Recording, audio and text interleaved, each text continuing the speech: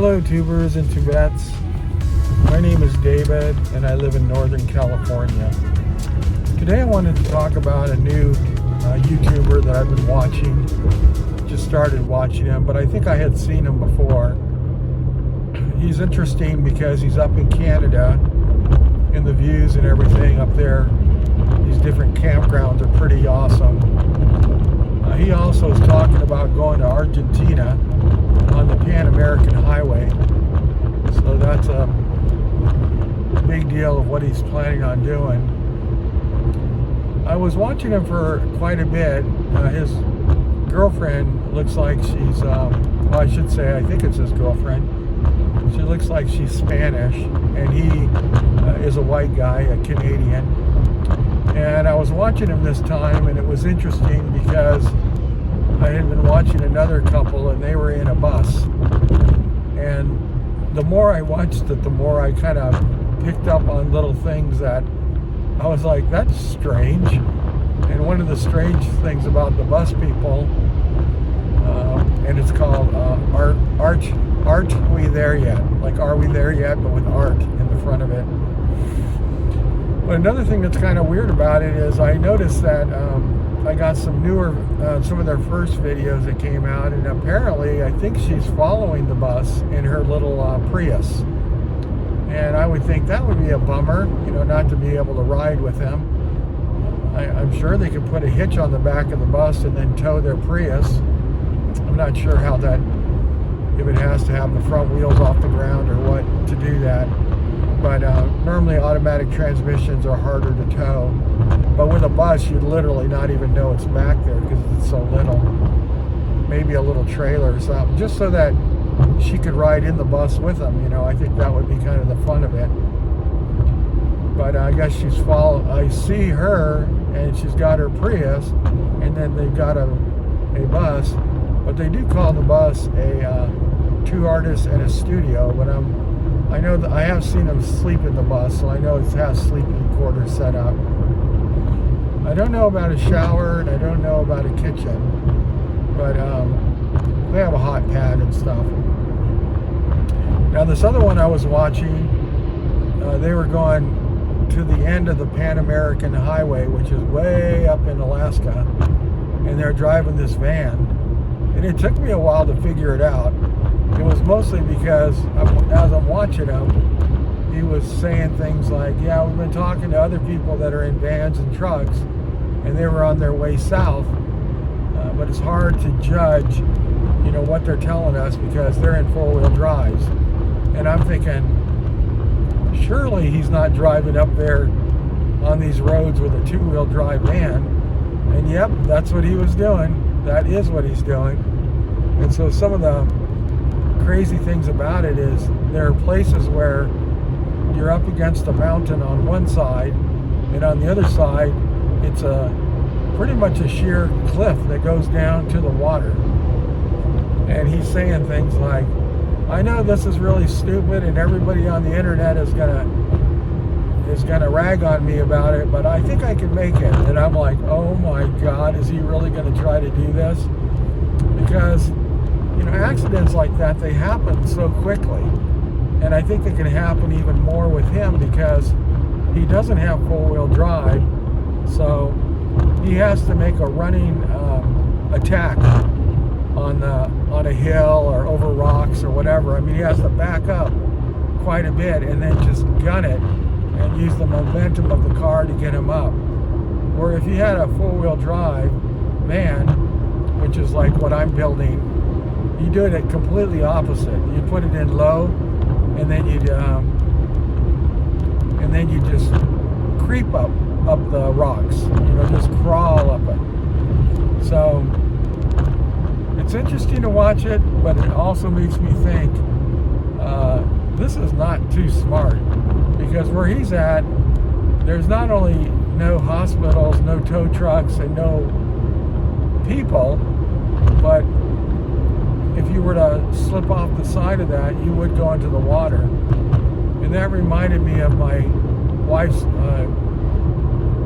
grandma, who in her later years got involved with the guy, and he liked to drive around a conversion van, but the van again only had two-wheel drive, and they would drive it all the way up to Oregon, where his son and daughter-in-law lived. And I remember getting the message one time that they had fallen into the river.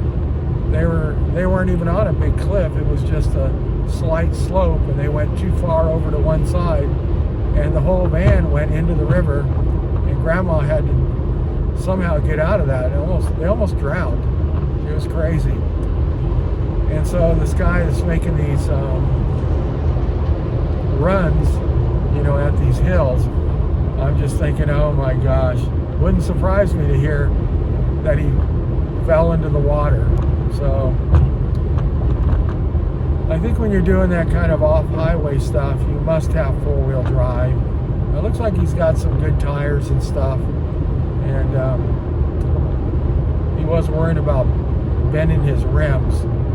That really made me think too about my own VanLife van.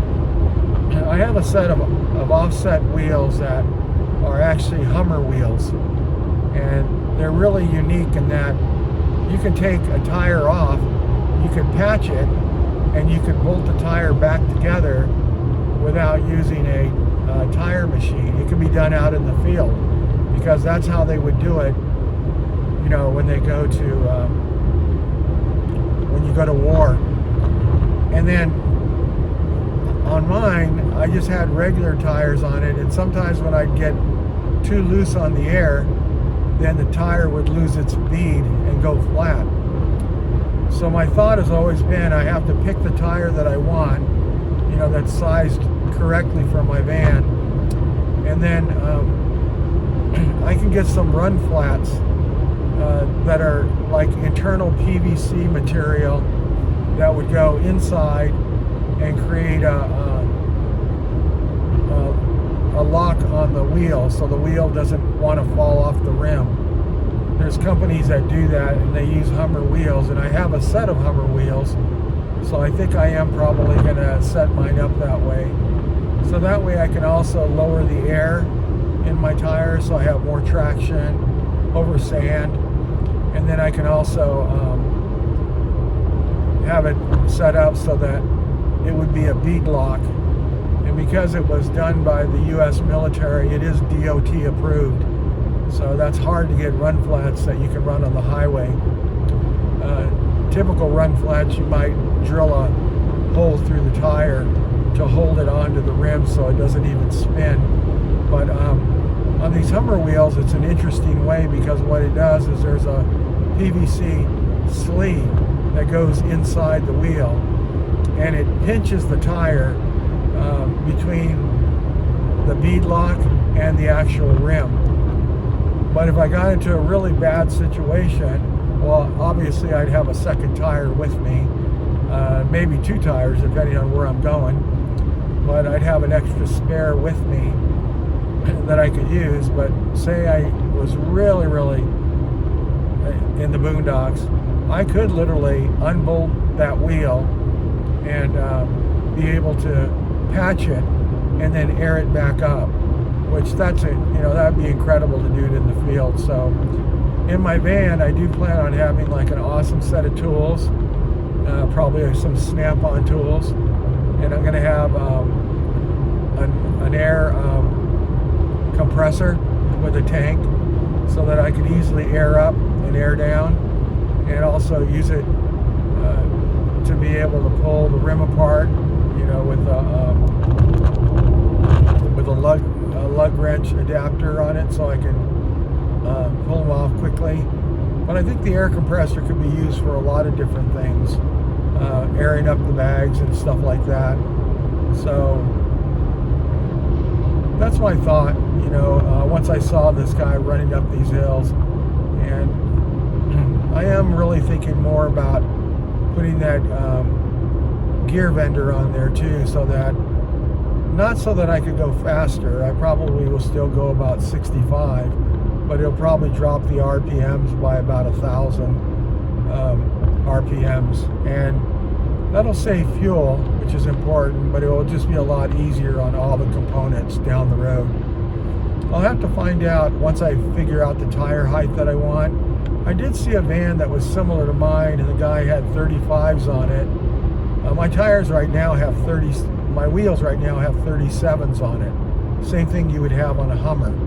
But I think that that's just way too big for what I plan on doing.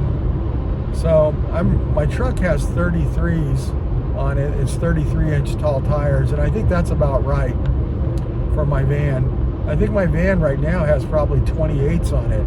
So 33s, you know, that are really beefy, that would be pretty nice for going off-road. But I'm glad I kept those rims, and I think I am probably going to use that after watching that YouTube video with this guy driving up these crazy mountains in two-wheel drive. It was amazing what he was able to do, but oh my gosh, it would be so much more safer to just install a front axle on it and a transfer case and get four-wheel drive on that. Although also I think that his engine, I'm just going to guess it's probably a 350 or it could be a 305 because it's a Chevy. But that it is a V8, but it's not super powerful. I think I'm going to have good luck with my International 6.9 diesel engine. It's going to have tremendous torque, which is what you need to climb up and down these hills. Not so much horsepower, but the torque to the wheels. So I'm going to be really interested in in how I could do it. Another thing that he kind of showed me that was going to be necessary is to have some sliders on there to protect the rocker arms. So he got it really close a couple times to his rocker arms on the bottom of his van in terms of hitting other rock. So if you have sliders on there, which the sliders could also be a pipe that can be used to step into the van. I think that would be a good setup, to have it set up like that and have some rockers on there. So that's another thing I watched and I was like, oh yeah, maybe I should do that. Now the funniest thing about the whole thing is in the first videos he doesn't have a high top on it. But in the later videos I can see that he did put a high top on it, and his high top is exactly like my high top. It looks like it's built by the same manufacturer. It has a slope to it that slopes back to the back of the van, and it's a lot smaller because mine is an extended van, but that's the part I want to lift up the back of it so that I can get more room inside. I've seen it where they've been crawling around in the back where he didn't have the high top, and he's a tall guy, so he's bending over all the time, but it didn't look like it was high enough for him to stand up inside there. So I'm going to definitely focus on making mine high enough that I can stand up inside the van. So anyway, those are just some thoughts on my van life, and watching these YouTube videos are really helping me get some ideas. Thank you much, and have a great day.